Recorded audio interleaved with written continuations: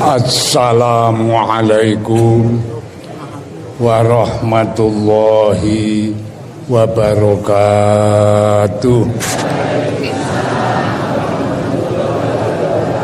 Niki termasuk kenikmatan ingkang agung. Tanpa keparing nikmati Allah mboten mungkin kula panjenengan setekan kene.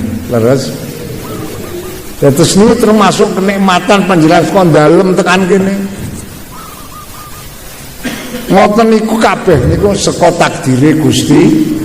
Lah mila sak sampunipun kula panjenengan kempal ngaten menika. Gusti Allah anggenipun paring dawuh teng Al-Qur'an ngemutaken dhateng kula panjenengan sedaya wong-wong mukmin. Bab kula yakin ingkang rawuhne sedaya tiyang mukmin. Wong sing iman maring Gusti Allah. Allah anggenipun paring dawuh, he wong-wong sing padha iman maring Allah. Kowe kabeh padha ilinga zikira maring Allah sing sak akeh-akehe ing dalem wektu esuk lan wektu sore. Dados kula panjenengan menika karo Gusti Allah dieleke wong mukmin iki pendak esuk sore kon ngokeh-okehke zikir. Tapi tak angen-angen dawa. Tiang niku nek dereng bengat toreka arep ngajeke zikir niku tetep rada kangelan. Terus napa-ten? Jajal sampean dikangen-angen dhewe gek urung mlebu toreka sampean ndak yo zikir pendak lebar salat ki iso ajeg. Malah kadang-kadang lebar salat assalamualaikum minggat kok. Nggih napa-ten? Nek sak sampunipun kula panjenengan diparingi pituduh karo Allah. Diparingi bisa ngamalke ilmu torekae ya sak derajat sak pangkat. Tiap lebar salat kula panjenengan ora ketumbuh sepira tetep eling maring Gusti. Niki pepengetipun Allah kula sampean wong-wong mukmin iki kon padha ngokeh-okehke zikir. Lah dene pelanggerane zikir akeh niku ulama-ulama ahli tarekah ngendikaaken wong iku iso diarani zikir ping akeh utawa maca istighfar zikir maca istighfar ping akeh niki bisa diarani zikir akeh cara pendapate ulama ahli tarekah kapan pira le maca zikir niku sithik-sithike ping 70 ambaran niku sampun diwastani kathah. Dadi pamane sampean maca la ilaha illallah la ilaha illallah niki genep 70 niku panjenengan wis diarani zikire kathah. Hadene kula sampean niku nek diitung ya akeh wong ping 20 ping 5 kok. Nggih napa mboten? 20 ping 5 ki njur pira? 100 malah luwih saka 70 niki insyaallah kula sampean ngaten menika sampun klebu golongane wong sing padha ngamalke dawuhe Allah kon padha zikir sing akeh wektu esuk lan wektu sore. Wong pancen zikir niku nuwun sewu diucapke nganggo lisan iki dilatih ati kula sampean kabeh. Kapan lisane iki ngucapke la ilaha illallah ati kula sampeyan dilatih kon bisa mbarengi karo lisane lek muni la ilaha illallah. Kasarane tembung lisane muni la ilaha illallah atine ki ya bareng muni la ilaha illallah. Niku dandani ngono ki ya angel lho Kang. Nggih napa mboten? Upama nejo zikir ping 100 ngono ki sing iso atine bareng iki mbah genep 10 mbah ora kok niku angelipun tiyang zikir teng mriku. Mila kita menika tetep dipun latih kapan-kapan kula panjenengan zikire lisan karo ati iki wis iso bareng setiap zikir insyaallah kula panjenengan seda sak mangsa-mangsa tetep arep digolongke golongane wong sing mati husnul khotimah. Wong Kanjeng Nabi sampun paring dawuh mangkana akhiru kalamihi la ilaha illallah dakhalal jannah. Sapa wong sing akhir pengendikane nalika urip iki kok la ilaha illallah wis ora omong apa-apa meneh njur mati. Tiyang niki ngendikane Kanjeng Nabi tetep dadi golongane wong ahli swarga. Mula anjur tiyang sepuh-sepuh rumiyin do ngajari kalih kula sampean nek ana wong arek mati kala kon dituntun zikir ya Kang ya. Nggih to mboten? Niku sakjane nek pun dituntun zikir wong pancen wis meneng wae. Ora oleh tak tuntun zikir wis meneng wae. La ilaha illallah. Niki nek sing sakit niki wau wis iso nirokke muni la ilaha illallah empun dikendelke mawon. Ora semang diajari muni Allah ora usah. Niku nek mambar ngucapke zikir la ilaha illallah niku wis meneng wae kok engko terus sorene ora ngendika apa-apa meneh kok let pirang jam mati niki tetep golongane wong ahli swarga. Bab akhir pengendikane niku kalimah la ilaha illallah. Jadi kula sampean nek nunggoni wong mati, wong arek mati, niku nek dituntun zikir, kapan wis iso muni la ilaha illallah, sampun teko ditunggoni dikendelke mawon. Ora semang dijak omong, ora semang dijaluki ngapura. Wong wedok-wedok cok sulaya. Wong wis arek mati kejet-kejet yo luput aku di ngapura malah ngrepoti kok ngono kuwi. Wong wis arek mati ki jaluki ngapura niku ora mudeng kok darane apa ora ngandel jajal sampean. Wong wis arek mati ki jaluki ngapura lak wis ora patek mudeng. Dadi jaluk ngapura wektu jek waras kaya ngene iki. Wong mandang wis arek mati gek jaluki ngapura iku malah ngrepoti sing arek mati. Wong ini nek wis arek mati ora semang domongi apa-apa ning dituntun maca la ilaha illallah. Kapan wis bisa ngucap la ilaha illallah pun dikendelke teko ditunggoni. Syukur teko diwaca-wacane apa sing sampean bisa. Karo lisane sing arep mati niki mau ditamatke. Lebar ngucap la ilaha illallah ki omong meneh apa ora? Wong kadang-kadang wis ngucap la ilaha wis meneng wae ditunggoni iki aduh, ha iki omong jenenge. Ha niku nek muni aduh niki njur dituntun zikir meneh. Ngono lho Kang. Paham mboten? Engko nek wis iso niroke la ilaha illallah pun kendelke malih. Dadi nek wis iso maca la ilaha illallah ki ora semang jak omong, ora semang dituntun muni Allah teko dikendelke mawon. Kok wis maca la ilaha illallah meneng wae ora omong apa-apa meneh njur mati niki tetep ngendikane Kanjeng Nabi akhiru kalamihi la ilaha illallah tetep dadi golongane wong ahli swarga.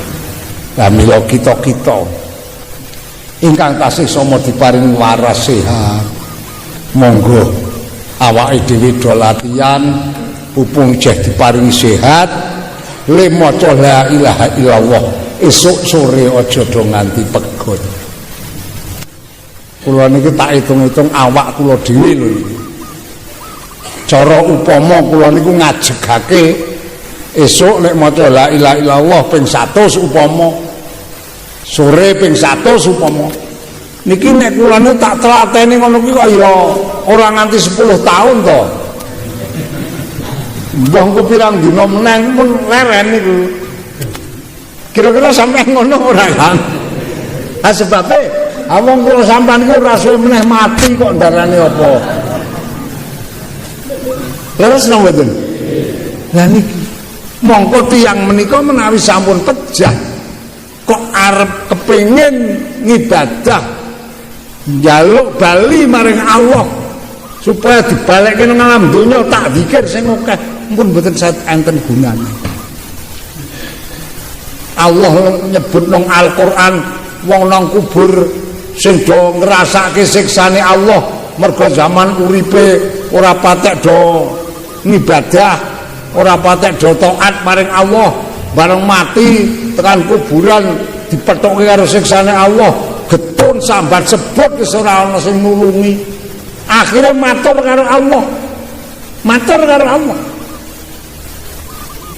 Niki pemature wong mati nang alam kubur sing disiksa iki karo Allah dingendikake nang Al-Qur'an kok. Lha matur pripun wong sing disiksa nang alam kubur niku?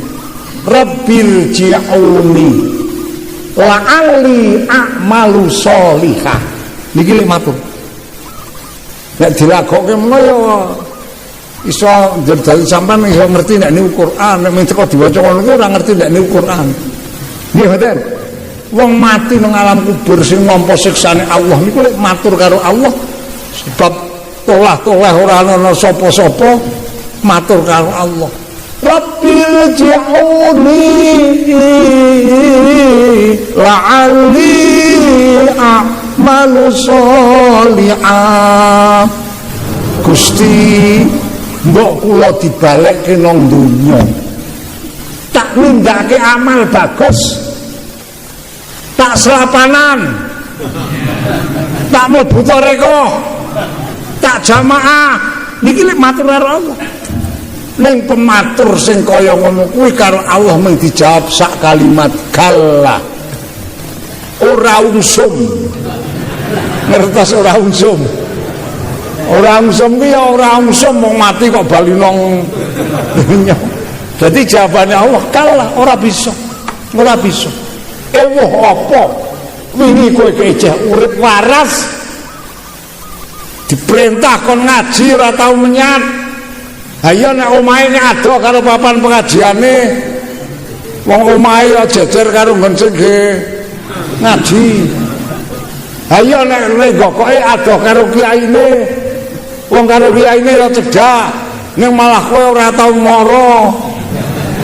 Aku no mudhar rasake kowe ana kuburan sampah cepet arek njaluk bali tak ngaji ora iso. Lah niki kula panjenengan sedaya monggo ngaten menika kula panjenengan termasuk oleh pituduhe Gusti. Tanpa pituduhe Allah kula panjenengan mboten kemungkinan kok saged ngeten niki mboten mungkin. Mula kula kelingan biyen gek diwarahi ngaji kitab Safinatun Najah kali bapak kula niku tekan nggon napa niku pangendikan la haula wala quwata illa billahil aliyil azim. Niku bapak kula lek maknane ngeten nek mulangi. Lho nggih tak wacake engko tiroke ya nggih.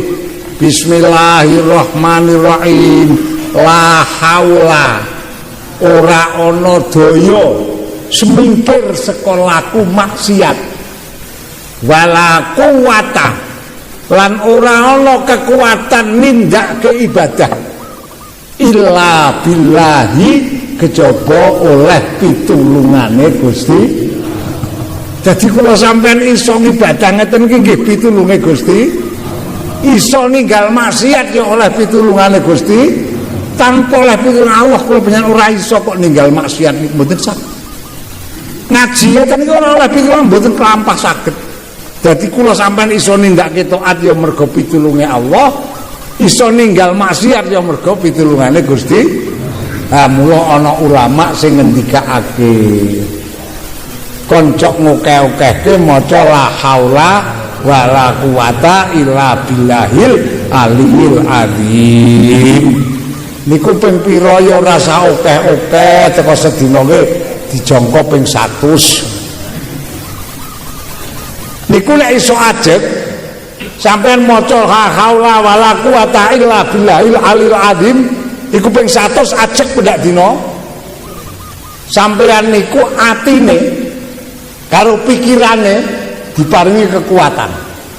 Mikir supaya ngopo wae insyaallah ati diparingi kuat, pikiran diparingi kuat. Ora gampang stres. Wong sing gampang stres nek ora tau maca la haula wala quwata illa billah. Anggere ana kahanan sithik stres. Niki mergo ora wiwidan la haula.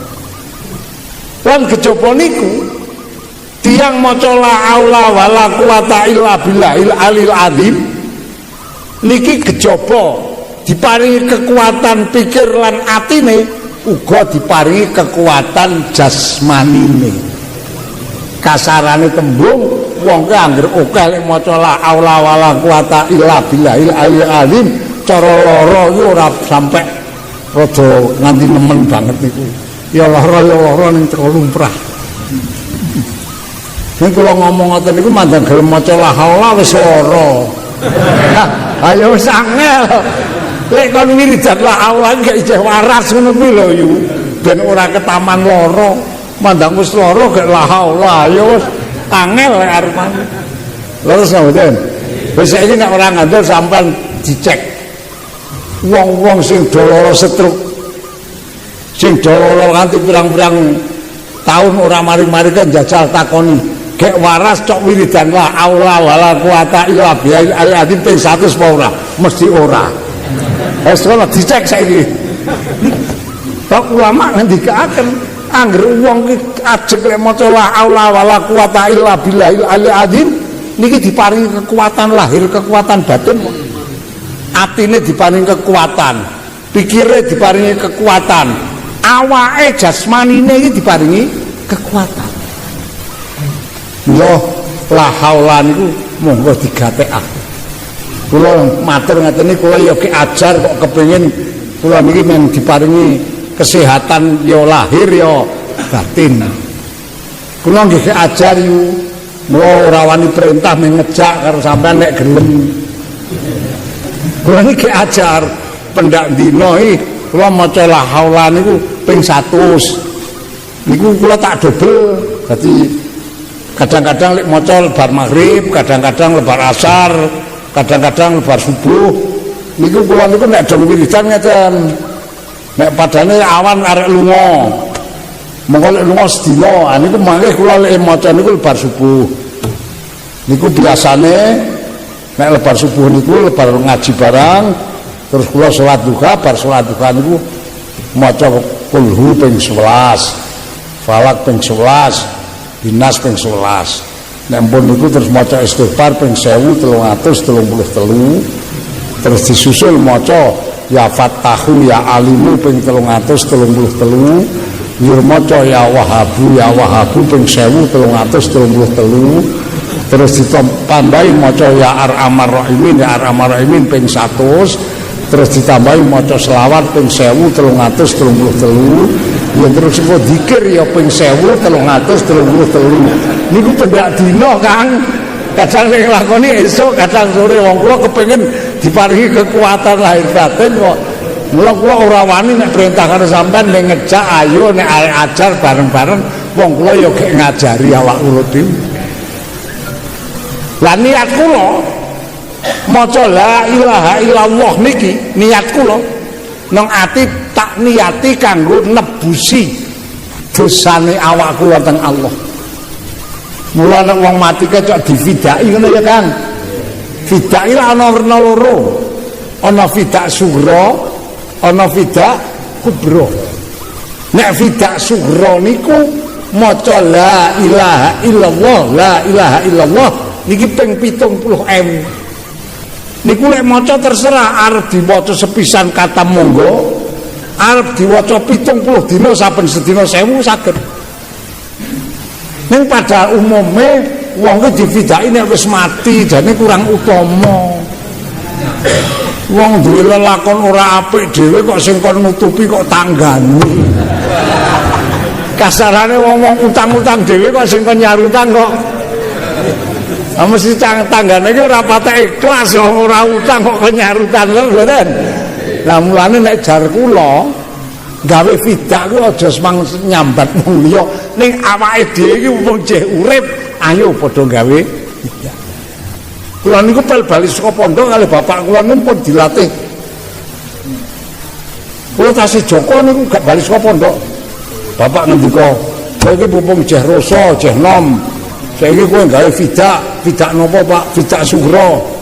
Fidak sughra niku napa to Pak? Maca la ilaha illallah ping 70.000. Niku pirang ambalan Pak sakarepmu, arek katam ke sak majelis ya luweh, arek 7 dina luweh, arek pirang dina luweh. Oh nggih. Ah terus kula tak lakoni 7 dina. Mandang wis 7 dina katam kula matur Bapak, Pak niki pun katam ping 70.000 ya salah tak donganane. Sak samunipun pun dongane Bapak ngendika, Sesuk nyambut gawe meneh. Napa, Pak? Gawe fidak kubro. Fidak kubro niku napa, Pak? Maca surat Ikhlas ping 100.000. Aku lho niku. Niku ping sakarepmu arek katam setahun ya luweh. Arek 2 tahun luweh ning ping 100.000. Kudu genep nggih. Kula Joko niku kali bapak pun dilatih. Terus maca surat Ikhlasmu ping 100.000. Ya alhamdulillah katam mandang wis rampung, Pak. Niki pun katam lek maca surat Ikhlas. Ya sira tak donganane. Bapak kula terus ngendika, wis kowe saiki wis duwe tebusan, wis nebusi awakmu sing digadhekke nang Gusti Allah ditebusi.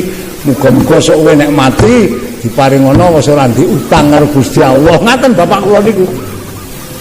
Ane wong ditebusi ya digadhekke to nggih. Pancen jebulane nang Quran niku dingendikake Kang. Kullu nafsin bima kasabat rohinah. Kula sampean awak-awakane kabeh amal perbuatane niki digadheki nang ngarsane Allah. Nek ora ditebusi ora bakal bali. Lho niki kula tebusan niku wae pun dawuhaken ana tebusan cilik, ana tebusan gede. Nek tebusan cilik iki maca la ilaha illallah ping 70.000. Nek tebusan gede niku maca surat Ikhlas ping 100. Wong iku anggere sadurunge mati kok bisa nindakake maca tebusan cilik tebusan gede, insyaallah mangke tekan matine nang ngersane Allah wis ora duwe tanggungan apa-apa. Mila menika kula ngajak dhateng sedherek kula sedaya khususipun para ahli tarekah Sadzaliyah sing urung gawe fidak monggo upung sih diparingi kuat odo-odo gawe fidak. Ayo nek sok nek mati nek anak putune do kelingan yo ditulungi difidai. Nek ora kelingan ayo paling-paling didaki-daki to. Nggih mboten. Mula sadurunge kula sampeyan kuwi difidai sakniki pupung sedo diparingi urip monggo do gawe fidak. Punjul saka hitungan nggih malah luwih napa? Luwih utama. Kados kula aturaken wong iku anggere ahli maca surat Ikhlas niki mangke tetep nang ngersane Gusti Allah arep diparingi slamet sembarang-barange. Niki Kanjeng Nabi ingkang dawuh. Mula awake dhewe iki monggo sing iso kira-kira. Wong kula dhewe ya tak rasake nek aku ki nek maca Quran mung pancen keset. Kula niku nek Quran niku mboten ate ndres Kang mung pancen keset. Nek sampean insyaallah mboten.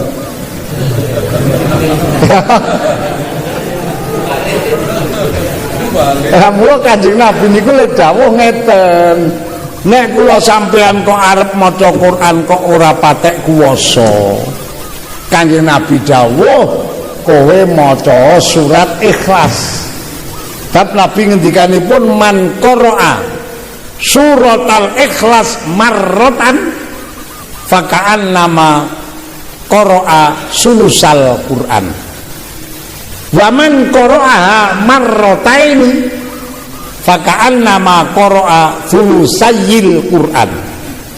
Wa man qara'aha thalatha marrat faka'an nama khotamal Quran. Cara Jawane sapa wonge gelem maca surat Ikhlas sepisan kuwi diparingi ganjaran padha karo maca Quran 10 juz. Sing sapa wonge maca surat Ikhlas 2 ambalan kuwi padha karo dheweke maca Quran 20 juz.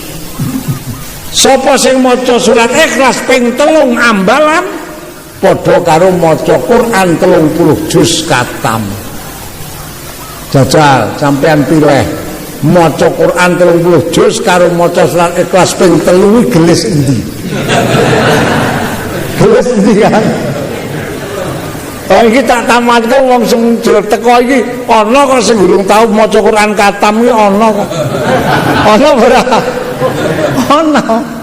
Amula kok aja maca Quran katam ya urung tau kok ora gelem maca surat Ikhlas iki njur sampean iki ngene kersane Gusti Allah arep ngarep-arep apa? Wong karepmu mlebu swarga kok kon kangelan kok ora gelem. Ayo padha karo wong kepengin panen ora gelem nenandur ya kuwi. Nggih to, Mboten? Lah mila monggo. Kula ngajak dhateng ahli kula sedaya. Awake dhewe iki wis dadi wong wis usia tuwa. Nggih napa mboten? Kula niku saged mastani nek ndelok ngendikane nang kitab Tambihul Ghafilin nang Sarhul Hikam, nang Sarhul Hikam Gusti Allah paring nikmat maring menungso kuwi sing paling akeh paling sempurna niku tok-toke tekan menungso niku umur 40 tahun. Niku nikmate pancen karo Gusti Allah diparingi sing sak kata-katane. Ning mangke nek wis ngancik 41 umure niki nikmat sedaya mulai disuda. Rezeki ya mulai disuda, kekuatan awak mulai disuda, pemireng mulai disuda, mripate awas mulai disuda, sedaya mulai disuda nek wis umur 40 munggah niku. Engko saya tuwa sedaya saya suda. Cepi sampean galih sakniki. Nalika umur 30 tahun kok sampean lak gek urusan-urusane to ya. Madang ya ojan entek upah. Terus mboten. Turu ya teko sanggon-gone teko dadi. Ning madang sakniki sekolah sampean iki umur wis tekan swidak pundhul. Jajal, sampean kon ngetekke sego sak piring kebak ngono urung karuan kuat kok. Sebab kekuatannya ini pun disudo oleh Allah. Jadi usianya ampun 41 munggah niku sedaya kenikmatane Allah sampun dipun mulai dipun sudo. Perlune apa? Menungso iki disudo kenikmatane ben supaya atine tambah eling maring Gusti Allah. Niki hikmahipun ngoten. Mula saking menika monggo awake dhewe iki bareng-bareng mumpung saya diparing kenikmatan urip kita siap-siap golek sangu sing arep digawe sowan nang ngersane Allah. Antawisipun sangu sing arep sowan rono ngendikane Allah kula panjenengan pendak esuk pendak sore kon ngokeh-okehke le padha zikir maring Gusti. Ya ayyuhalladzina amanu dzkurullaha dzikron katsira wasabbihuhu bukratan wa asila. Dadi pendak esuk sore aja do nganti kelalen le padha zikir. Ping pindhone kula panjenengan iki nek arep kepengin digolongke golongane wong ahli Quran krana arep maca Quran pancen ora kuwasa.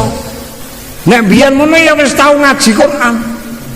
Ning sakniki niki nek maca Quran wis ora patekno. Wong namatke tulisan ki dicamatke anjing-anjing-anjing. Dadi diwaca angel. Nggih ngoten. Lah mula kula sampean kabeh niki nek arep maca Quran kok wis ora kuwasa, Kanjeng Nabi maringi dawuh, kula sampean kon ngajege oleh padha maca surat Ikhlas. Niki. Insyaallah wong ki anggere gelem ngaji terus ngerti ilmune ibadah kula panjenengan iki tekan mangsane mati Gusti Allah arep maringi kabeh kegampangan-kegampangane. Metune nyawa swaraga ya diparingi kepena. Papan panggonan nang kubure ya insyaallah diparingi padang jembar. Sedaya melo mau namung kita anggenipun ikhtiar usaha nalika isih padha urip nang alam dunya sakniki.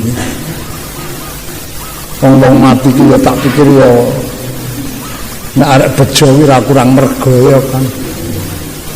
Kaya wingi gek Selasa kae wong bawang kae ayo saka omah ngincit ngaji mriki to. Nang kene kok dilalae masuk angin. Go bali kae mati sorene. Lah niku tak pikir wah iki pancen wong potongan ahli swarga. Matine wong ngaji nanggon papan pengajiane atau bali saka pengajian kok mati niki tetep mati ini mati syahid akhirat. Tiyang niku mati syahid akhirat niku tetep karo Allah dipapake nang swarga kan. Lan besok nang akhirat niku mboten kokean hisabe. Ha niku ayo termasuk kauntungan to kaya ngoten niku. Aku lho panjenengan dereng kantenan kok saged diparingi kaya ngoten niku. Mila monggo awake dhewe bareng-bareng do ikhtiar pendak esuk sore di okeh-okehke le zikir menurut derajat pangkate. Lan saben dinane niku aja suwung saka maca surat Ikhlas. Niki insyaallah Gusti Allah tetep badhe maringi dhateng kula panjenengan apa kenikmatan-kenikmatan awit sakniki nganti sok tekan arepe mati, tekan sok lebare mati, karo Allah arep diparingi kenikmatan ingkang agung. Mergo barokah zikir, barokah Al-Qur'an. Wong Kanjeng Nabi ngendike ahlul Qur'an ahlullah. Ahli Quran itu ahline Gusti Allah. Lah kok tiyang dadi ahline Allah bakal selamat saka siksane Allah. Mulane nek kula sampean kepengin dadi ahline Allah, monggo ngokeh-okehke maca Quran, mboten kuwasa ngokeh-okehke maca surat Ikhlas. Ora ketung rapatek paseh. Wong ya ana kok wong maca surat Ikhlas diwarai paseh jan ora iso. Ana kok wong kula niku senate mbuktekke wah diurung pajan angele ra jamak-jamak. Ning kula tetep kelingan. Zaman kula cilik bapak kula niku gadah tangga omahe kono kae jenenge Mbah Rono. Nek sing tuwa-tuwa jajare kula mesti kelingan. Mbah Rono niku nalika enome tekan wis tuwa niku nek kon salat walah lek jawab kono sing putih-putih iki do salat. Aku menawa pancen abangan. Niku Mbah Rono niku. Ning kalih bapak kula niku ditlateni bundak dina teko parani jak salat. Wong nek kalih bapak kula niku mboten wani nyentak, mboten wani nesu. Kalih bapak teko dijaki ning mantep bola-bali ya ulung gelem mantep kalih bapak niku tetep diparani. Tekan akhire mandang Gusti Allah sampun buka atine tiyang niku. Enjang kira-kira jam 8 bapak lebar mulang santri pondok niku Mbah Rono niku tindak mriki. Kula ngertos wong kula teng griya. Terus karo bapaknya, "Kene wong?" "Ya." "Ana apa kok kadingaren?" "Arek matur Mas Kyai." "Napa?" "Aku ke saiki kok wis krasa nek aku ki tak melu salat sampean ndak oleh." Lek mlambunge nek melu salat sampean ndak oleh. Ayo oleh. Ning aku kok ora iso salat, ayo ajar. Niki kula jan ngerti persis. Terus kali bapak niku diajari. Ning ki ambake begitu nembung niku terus lek salat niku jamaah. Dadi salat niku urung iso, muni usoli fardhu dhuhri urung iso. Kali bapak dingendikani, "Andro nek salat ki maca apa Mas Kyai?" "Ha nek urung iso maca ya teko meneng wae, teko nemburine aku, nek aku sedakep kowe teko melu dakep." "Oh iya." Jadi niku ngantos dangu niku. Mandang diwulangi dina terus akhirnya wis bisa salat terus niku matur karo bapak, "Mas Kyai, napa wae? Kae nek lebar salat ke do maca-maca kan maca apa to? Aku jan ora ngerti."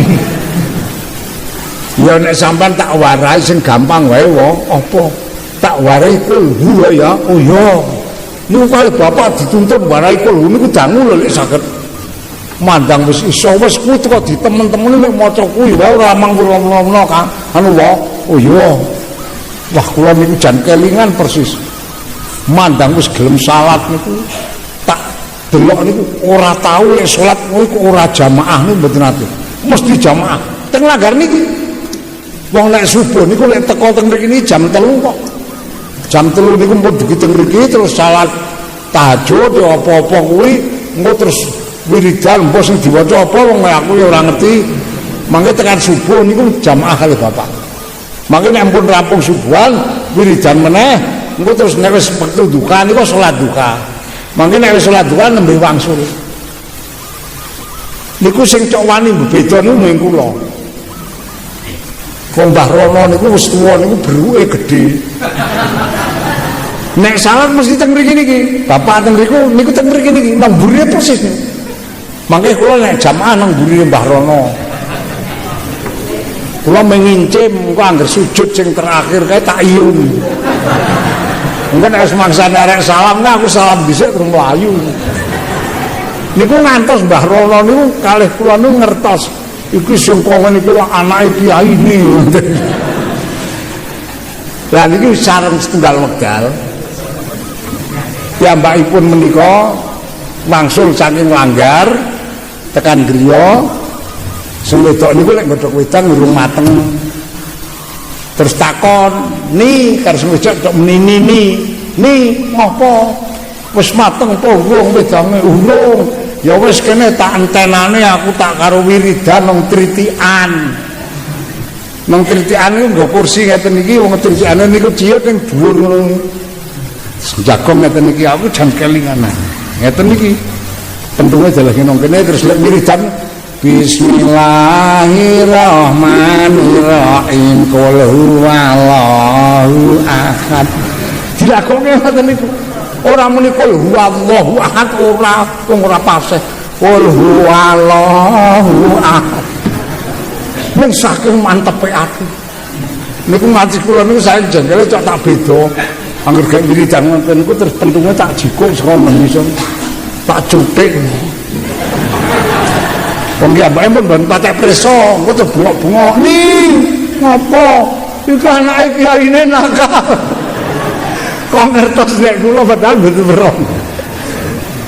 Wis pandang siji wektu piyambakipun wangsul saking Langgar mriki. Wektu subuh. Wangsul biasane niku cok terus nakokke wedang, nek urung ya ngenteni wiridan niku kok mboten. Wangsul saking Langgar niki terus mlebu nang kamar sare. Bar sare niku ngundang sing wedok, "Ni, ngopo? Rene tak omongi. Ana apa bapakmu? Kono kowe tak kongkon sowan Mas Kyai, matur Mas Kyai nek aku arek mati." Iku sampeyan ben. Ha sing wedok kuwi ayo nyentak. Wis cangkeme.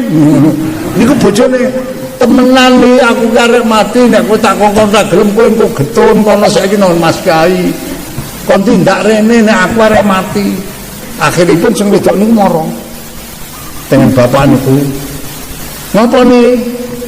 Piye Mas Kyai dikongkon wani lanang sampean kon tindak rono. Napa to muni arek mati. Ndak tenan, aku wae maido malah seneni kok. Oh ya wis aku tak rono. Terus kula krungu ajeng tumudi to Pak. Arek nang Mbah Murono kae disusul muni arek mati. Kula tak tumut ya Pak. Ya. Kula tumut. Mlebu teng kamar. Bapak niku lenggah terus nggodha fisiki Mbah Rono niku. "Priye wae? Iki Mas Kyai aku arek mati iki jengkul medun iki wis ora ana nyawane." Ngestos niku. "Ki saiki wis mlaku-mlaku ki, semunggah ki." Niki sareng dumugi nggen pulung ati. Niki terus piyambake niku sedakep. Plek lebar sedakep niku terus tulisane ngucap la ilaha illallah kepejah. Niku ora ninggal jamaah blas niku. Sareng pecah niku bapak niku presone kok ya mlebu muni to. Kok tekan semono ya Mbah Rono atine yakin karo Gusti Allah. Mati kok ya ngerti arek tekane pati, tekan dikir kok ya ora mang dituntun kok iso maca dhewe, sedakep dhewe terus mati. Asak samunipun dipun upakara terus pas malam 40 dinane niku bapak kula menika sare nyumpena. Sumerep Mbah Rono niku nganggo jubah ijo, serbanan ijo, terus tekene niku dipang cangklongke teng pundak niki karo mburi niku ana bontotane. Niku gombale ya ijo sing gemutel bontotane. Liwat niku bapak teng tritikan iki terus takoni, "Wong kok tegak temen nanti wong ana swarga." Aku sing digawe apa? Kulhu. Sing dipikuli kulhu. Masya Allah. Bapak niku enjangipun niku teko gedhe-gedhe. Masya Allah. Mbah Rono kok iso tekan kaya ngono Gusti Allah lek maringi kawelasan. Nah niku mergo saking yakine lek wiridan kulhu. Mula-mula panjenengan sedaya monggo. Lek wiridan ditlateni lek maca zikir, maca kulhu sak derajat sak pangkate. Ora ana liya kita niku namung nyadong-nyadong ridane Gusti. Insyaallah anggere dilakoni temenan mangke masalah sedaya ingkang maringaken Allah Subhanahu wa taala. Ora rane kok sampean wiridan iki njur sudha rezekine ora kelakon. Wong maca kulhu iki sak majelis ping 1000 kuwi wae ora nyuda gawean kok Mas Lurah. Tenan. Apa meneh kok ping 100 barang kuwi ora nyuda gawean. Kita yakini bilih kita maca qul huwallahu ahad niki nderek-nderek dawuhe Kanjeng wong Kanjeng Nabi sing dawuh. Nek arek maca Quran ora kuwasa didhawuhi maca napa? Surat Ikhlas utawa Qul. Niki kemurahanipun Kanjeng Nabi dhateng umatipun. Saking menika muga-muga kula panjenengan sing dadi umate dadi paringana tansah oleh pituduhe Allah, tansah syafaate Rasulullah awit donya nganti tekan akhirat mangkin Allahumma. Dadi tetenger bejo iki ana 4 perkara, kabeh 8 perkara, tapi sing 4 perkara bangsa batin, sing 4 perkara bangsa lahir. Ha sing wingi tak kandhake ge Selasa tetenger bejo sing bangsa batin apa rupane? Siji awake dhewe kon ngrumangsani lekokean dosa kon tansah ngogah-ogahke njaluk niki naminipun dadi. Nomor 2 kon aja ngeling-eling ngamal bagus sing wis ditindakake. Dile ora semangdangen-angen. Sing nomor 3 tetenger bejo sing bangsa batin ula sampeyan nek ngilu babagan ibadah, babagan taat kon ngilu sing sak dhuwure ben ana undhake. Sing nomor 4 nek ngilu lan nyuntuh babagan bondo donya kon ngilu sing sak ngisore, nyuntuh sing sak ngisore ben awake dhewe atine ana syukure. Ha saiki sing tak omongke tetenger bejo sing bangsa lahir. Kanjeng Nabi dawuh min sa'adatil mar'i an takuna zaujatuhu sholihatan wa yakuna auladuhu abrara wa yakuna khulatahu sholihin wa yakuna rizquhu fi baladihi. Wong iku nek arep diparingi dadi wong bejo donya akhirate nang donya iki karo Allah dicehi tetenger bejo 4 perkara sing bangsa lahir. Apa tetenger bejo sing bangsa lahir? Nomor 1 nisbate wong lanang nang donya iki diparingi bojo wedoke ayu. Ki tenger lahir. Ane wong wedok, ayo wong wedok nang donya niki diparingi tenger bojone bagus. Wis tetenger bejo ten bangsa lahir. Nek wong lanang bojone, nek wong wedok bojone. Mulane nek kaya ngono, tak saranke wong lanang-lanang sing bojone ora ayu enggal salin. Ngoten ta nggih? Kalau di wong wedok ana sing nyono ala karo aku. Kayak kiai rapate genah ngene ha. Pusing dhisik, Kang. Wong wedok ayu, wong lanang bagus iki garek ndelok sing nyipati kok. Nggih napa mboten? Nggih.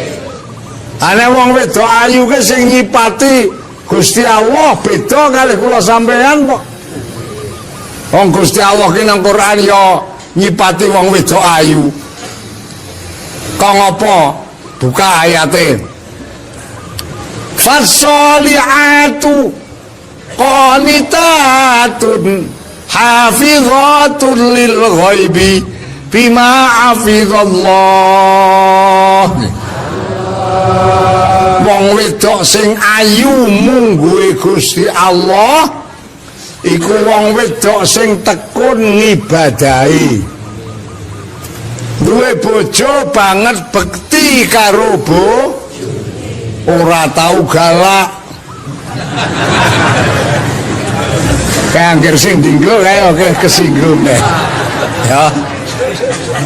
Duwe bojo banget bekti karo bojone. Nek ditinggal lunga sing lanang bisa ngreksa omahe, ngreksa bandane, ngreksa awake. Niku wong wedok ayu mungguhe Gusti Allah. Ha saiki nek sing nyipati wong wedok ayu ki sampean mesti beda. Nek sampean wong lanang-lanang ditakoni mesine jawab padha kalih kula. Nek cara sampean wong wedok ayu ki sing kok ngopo? Kula mesti jawab wong wedok ayu kuwi ya iku wong wedok sing matane mblalak, irunge bangir, untune miji timun, lambene nyigar delima, kulite kuning langsep, bangkeane ngebu meteng. Lah ya ngono ya. Kuwi nek cara menungso. Nek menungso le nyipati ngoten nek Gusti Allah ora. Paham napa mboten? Ane wong lanang bagus. Ane iki nek cara Gusti Allah le ngendika ar-rijalu qawwamuna 'alan nisa'i bima faddalallah. Wong lanang sing bagus mungguhe Allah iku wong lanang sing dibojo karo bojo banget banget gematine ora tau plak. Ana apa ora yu? Wong lanang sing karo bojone plak-plak ana apa ora? Ana apa ora? Bojone sapa? Aku ini Allah yang ngendika wong lanang sing bagus kuwi wong lanang dibojo ning karo bojo ora tau plek-plek. Sabar nyukupi apa sing dadi nafkahi. Niki wong lanang bagus. Ane nek cara kula sampean ora ngono.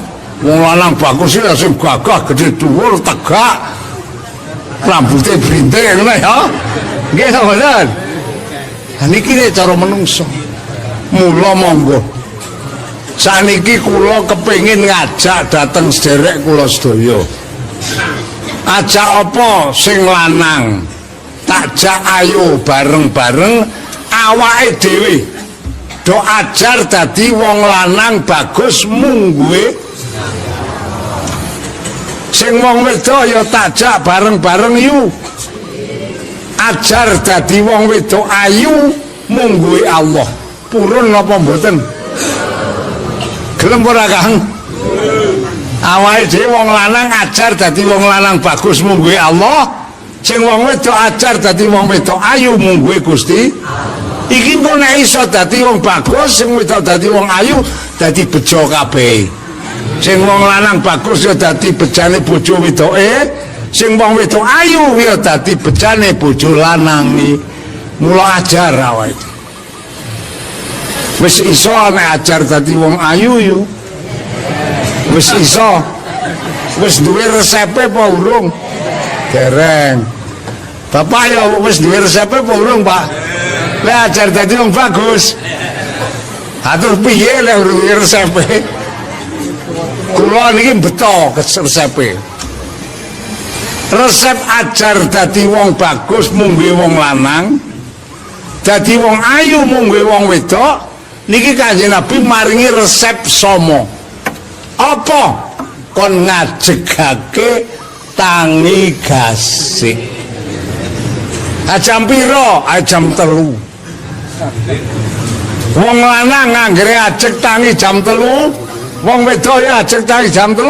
Iki sing lanang bakal dadi wong lanang bagus mungguhe Allah. Sing wedok bakal dadi wong wedok ayu mungguhe Allah. Cok tangi bengi ora Kang? Ngopo kae? Ana men tangi nguyuh ora gumun.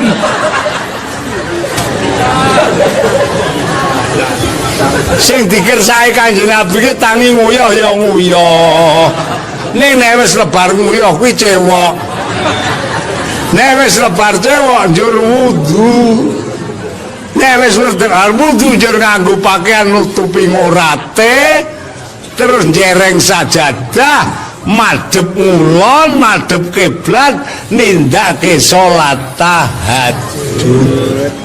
Dadi wong lanang wong wedok iki anggere ajek tahajude pendak bengi, sing wong wedok karo Allah arep dadekke wong wedok ayu, sing wong lanang karo Allah arep dadekke wong lanang bagus. Priye kan? Wis iso ajek wae urung. Mulane ayo ajar bareng-bareng. Bab wong ahli tahajud niku wis dijanji karo Allah nang Al-Qur'an kok. Wa minal laili fatahajjad bihi nafilatan lak asa yab'atsaka rabbuka maqaman mahmuda. Padha ngajekno salat tahajud. Salat tahajud ora ketuming rong rakaat. Salat tahajud niku ya apa? Pokoke bengi sak lebare turu. Sampean lebare sak turu. Jam 10 kok tangi. Niku pun kena nindakake salat tahajud. Salat tahajud ki salat sak lebare turu bengi. Sampean papan turu jam 10. Lek tangi jam 2 bengi. Niku pun kena terus tangi terus salat tahajud. Jadi sholat tahajud ini sholat sawise turu. Hale nek pelek isya tekan subuh ora turu, ora kena sholat tahajud. Wong tahajud ki manane nglilir ki. Ana urung turu ta yo nglilir. Tahajud ki manane nglilir. Jadi sholat tahajud niku sholat sing dilakoni sawise nindakake turu bengi. Ora ketuming sedelok, ora ketuming sak leran niku nek wis turu saged nindakaken salat tahajud. Dene utamane wektune salat tahajud iku dingendikake para ulama ya kuwi nang sak pertelon sing akhir. Jadi ya katakanlah jam 3 lah. Kuwi sing paling utamane nglakoni salat sandure jam 12. Ya jam 3 ini yang paling utama. Niku waktu ingkang sangat-sangat mustajab nek kenen nuwun dhateng Gusti. Wong anggere ahli salat tahajud. Wis insyaallah taala mati sak mongso-mongso karo Allah dipapake nang makom Mahmud. Asa ayyab asaka rabbuka maqam Mahmud. Calon dipapake nang makom Mahmud. Makom Mahmud niku teng pundi? Makom Mahmud niku cara Jawane papan panggonan sing dipuji, ya kuwi nang swarga. Jadi secara kesimpulan wong sing ahli salat tahajud iku mati sak mongso-mongso besok nang akhirat karo Allah tetep dipapake nang swarga. Mula monggo kula kepengin sangat ngajak dateng panjenengan ayu awake dhewe do ajar bareng-bareng ngajegake salat ben dadi wong sing bejo donya bejo. Kula dhewe nggih kajar tekan sepriki niki. Wong jeh tak lakoni bendina kok layo ajar to jenengane. Ana wis iso njur leren. Ana wong salat tahajud wis iso kok leren ki jenengane mutung. Gini oke, jadi kula sampean ayo bareng-bareng. Kula niki tak angen-angen dhewe awak kula niki. Aku ki cara upama ngajegake salat tahajud ki ora sampai kok 100 tahun. Paling-paling dawa 100 dina wis rampung kene oke. Awake dhewe kan kudu ngono. Dadi aja nganti duwe pikiran awake dhewe arep urip sak lawas-lawase aja. Kita mena kedah kapure ngemot-emot bilih kula sampean kuwi garek esuk sorene nunggu panggilane Gusti. Wong ki anggere kelingan lek arep ditimbali karo Allah, insyaallah ati ki rada ana empuke. Ati ki rada ana empuke, ora kaku banget. nek muni ora kepengin mati lho wong mesti menteleng wae. Nek ora duit iki sematane ijo. Nganti ora kelingan ngaji, ora kelingan jamaah. Terus mboten. Lah niki mila monggo. Sepisan malih kula ngajak dhateng ahli kula sedaya. Sing wong wedok monggo do bareng-bareng ajar dadi wong wedok ayu mungguhe Allah. Sing wong lanang ajar bareng-bareng dadi wong lanang bagus mungguhe dalane nggih niki wau. Tunggal nindakaken salat upami anggenipun wekdal kala prayoginipun jam 3 ning dilarang menika anggenipun tangi kok gasian lajeng menika upami maos Quran rumiyin lajeng tahajudipun menika katut pundi betul menapa betul menapa bareng golek fadilah lho angge saged pamane sing utamane nindakake salat tahajud jam 3 pamane nggih kari-kari jam 1 wis tangi aku pamane ngenteni tekan jam 3 wong arek turu ya wis ora iso turu ayo teko ge maca Quran apa ge maca selawat tunggu tekan jam 3 nindakake salat ngaten menika nggih kenging ning upama jam 1 tangi terus wudu terus salat tahajud nggih kenging ya terus ge maca Quran ku tekan jam 3 ge maca selawat kan ya saged dadi salat tahajud iku pokoke salat sing sakwise turu wektune ya apa anggere wis turu bengi tangi kena salat tahajud ning dingendikake para ulama sing paling utama nindakake salat tahajud niku nang pertelon sing akhir yakni nang kira-kira jam 3 niki sing paling utama. Para ulama-ulama rumiyin nggih ngaten do ngajegake salat tahajud. Salat tahajud niku pirang rakaat? Ayo sithik-sithike 2 rakaat.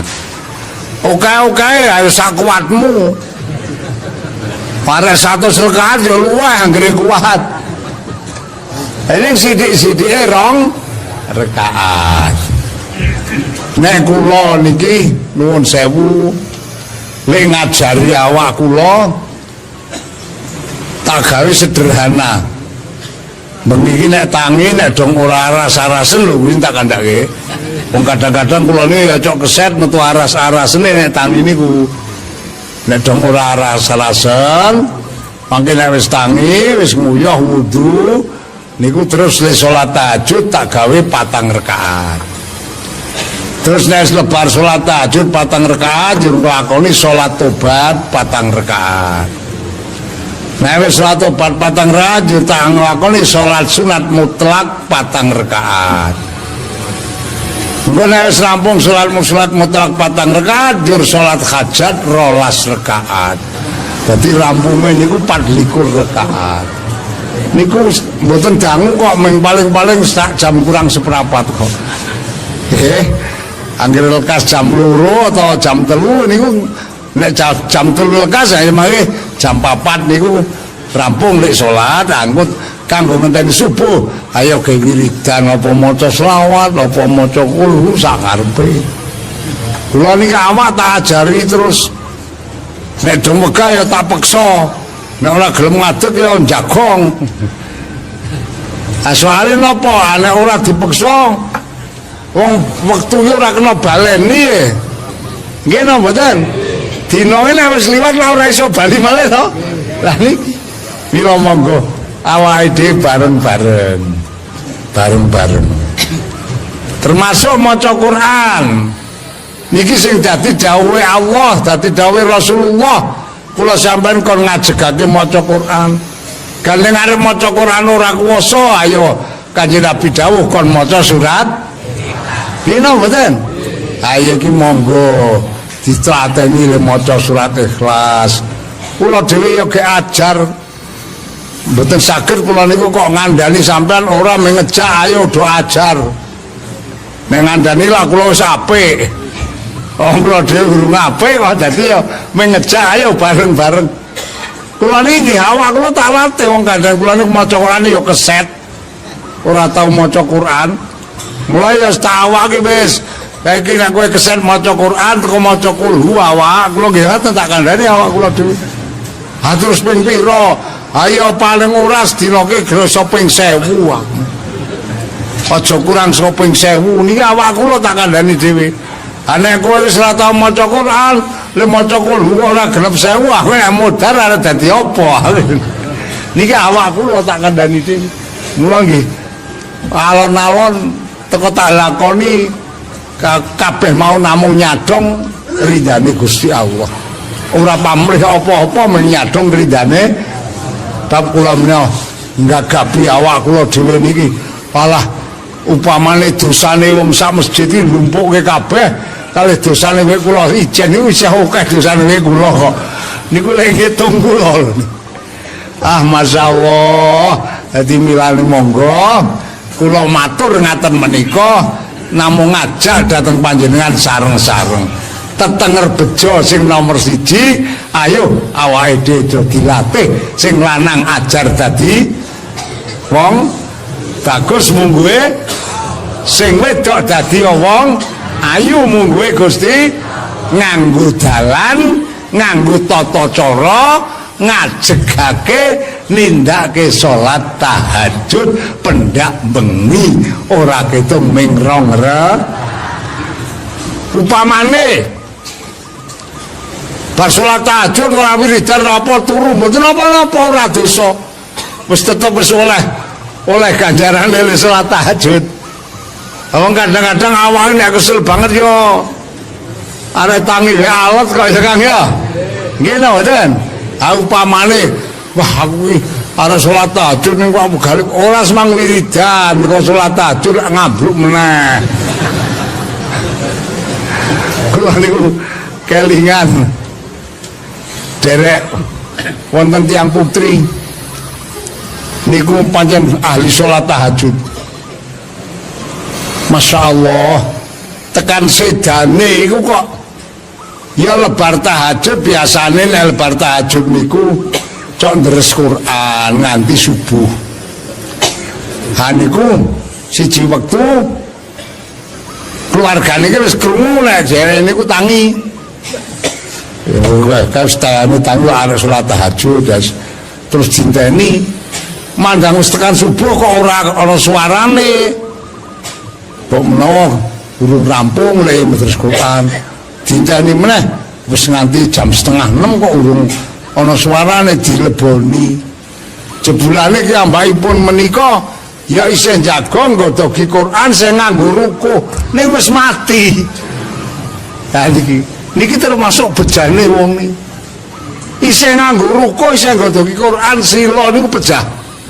Lebar salat tahajud. Nganti putra ayah mboten sami ngertos. Niku saking nikmate le nindakake salat. Ha nek kaya ngono kuwi lha wis dadi tetenger bejo ta niku. Wong mati kok isih napa nganggo pakaian ibadah tur dheweke isih nggodhogi. Niki termasuk tandha tenger tata lahire wong mati sing bejo, matine husnul khotimah. Mula monggo pisan malih kula ngajak dhateng ahli kula sedaya. Awake dhewe ayo ikhtiar bareng-bareng muga-muga bisa nindakake ngajegake salat tahajud pinangka ngajari awak bisane awak kula sampean sing wong lanang dadi wong bagus mungguhe Allah, sing wong wedok dadi wong ayu mungguhe Gusti, sing wong lanang bagus mungguhe Allah, wong wedok ayu mungguhe Allah. Iki mengko karo Gusti Allah nang akhirat tetep dipapakake ana ing swargane Gusti. Niki ajakan kula dhateng derek kula sedaya. Kula mung arek ndres lek ngaji wingi sore. Wong etok-etoke terus keturun kok 3 dina. Wingi sore niku ngaji kok kelingan ajeng kula aturke teng sampean kabeh. Mbok menawa kena ginata awake dhewe. Nggih. Dadi niki ora takon ginata wong liya, ning ginata awake dhewe. Kala wingi sonten kula ngaji kalih lare-lare. nanggon kitab niku nemokake cerita riwayat zaman rumiyin menika wonten ulama agung naminipun Kiai Fudail bin Iyad niku ulama agung. Kiai Fudail bin Iyad menika kagungan santri kathah. Lah jenengane pondok. Niku nek santrine akeh niku biasane cok diatur ana lurahe. Ana penguruse nggih. Lah niku wonten ing mriku dipun ngendikaaken salah setunggalipun santrine Kiai Fudail bin Iyad sing dadi lurahe pondok kuwi ngalim-ngalime cah sak pondok. Jinareng sampun tutuk oleh mondok, piyambakipun pamit karo Mbah Kiai Fudail, Kiai gandeng kula anggenipun tabarukan nderek nyuwita wonten ngarsa panjenengan sampun sak untawis kula kok kepengin badhe mukim wonten griya. Oh iya, nek panjen kowe wis arep kepengin mukim tak ridani. Tak ridani. Akhiripun wangsul. Tekan omah wong jenengane santri pondok, ayo njur mesti rabi barang to nggih. Ah wis rabi, tak untara terus dilalai Gusti Allah niku paring lare niki wau kok dimeloni bocah. Dadi bocah sing do arep mondok niku do teko. Padahal dereng gadah pondok niku. Pun tampi alhamdulillah sampun jumeneng pondok. Dereng ngantos dangu niku. Niki kok santri niki wau sakit. Dereng ngantos kagungan putra, santri niki sakit. Sareng sakit kak bojone lak bingung.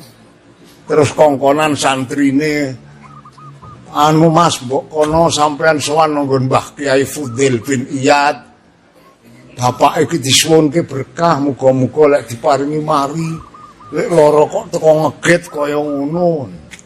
Akhiripun santri sowan. Tekan nggon Mbah Kiai Fudail matur, Mbah Kiai dalem dipun utus kalian Bunyai ngaturi pirsa bilih Pak Kiai menawa gerah lagi saestu. Naidanganipun penggalih Mbah Kiai kasuwun rawuh wonten dalemipun Pak Kiai. Pancen niku santri kesayangane Mbah Kiai Fudail. Mbah Kiai Fudail pun sepuh niku dikabari santri niku sakit. Terus dadak, ya ora semang kapan-kapan aku lek tak mangkat. Terus tidak. Dumugi wonten ing pandalemipun santri wau, Mbah Kiai terus mlebet terus nyaketi dateng santri sampun keadaan sakaratil maut. Dadi wis ora iso ditakoni sampun. Lah terus Mbah Kiai akhiripun mendhet